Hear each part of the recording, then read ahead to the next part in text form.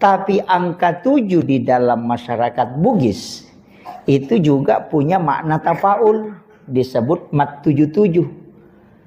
Dia berharap mudah-mudahan semua hajatnya itu dikabulkan. Makanya maka ada magi-magi minasanna nama 7. Nah, tapi kalau ditarik dalam angka Islam, justru angka 7 ini istimewa. Karena suratul Fatihah disebut Sab'ul Masani, 7 ayat yang berulang. Ketika orang sujud dalam sholat, itu 7 anggota badan yang tersentuh. 2 kaki, 2 lutut, 2 tangan, 1 kepala. Tawaf itu 7 putaran. Sa'i itu 7 putaran. Dalam 1 pekan itu 7 hari. 7 bulan umurnya anak dalam kandungan itu syukuran. 7 hari kelahiran itu diakikah. Kenapa pakai angka 7? Kalau tidak sempat tambah 7 hari. Kalau masih tidak sempat tambah 7 hari. 7, 14, 21. Perintah berikutnya, 7 tahun umurnya anakmu perintahkan sholat. Kenapa bukan 5 tahun? Kenapa angka 7? 7 tahun umurnya anak masuk sekolah. 7 tahun kemudian masuk SMP, berarti umurnya 14 tahun. 10 tahun kalau dia tidak sholat pukul. Karena karakter itu terbentuk selama 7 tahun. 21 tahun itu sudah tamat. Nikahkan dia.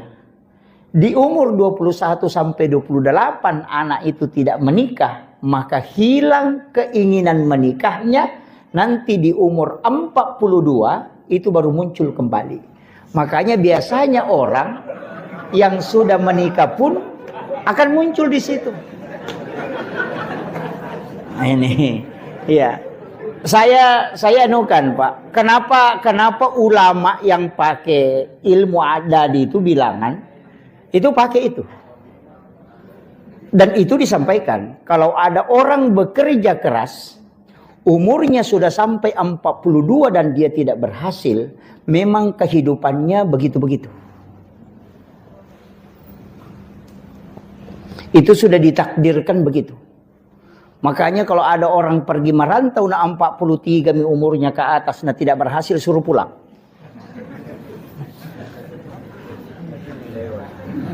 Keberhasilan itu lihat di 7 kedua, 14. Kalau dia menanjak sampai 21 itu bisa menanjak ke atas. Itu pelajaran. Makanya langit itu 7 susun, tanah juga 7 lapis. Jadi ini kalau kita, tapi saya ndak itu kan, makanya mulai dari zikir ada bilangan 7, ada semua itu Pak. Ada kaitannya semua itu. Itulah angka yang sebenarnya punya makna rahasia yang luar biasa. Tapi kadang kita tidak nukan.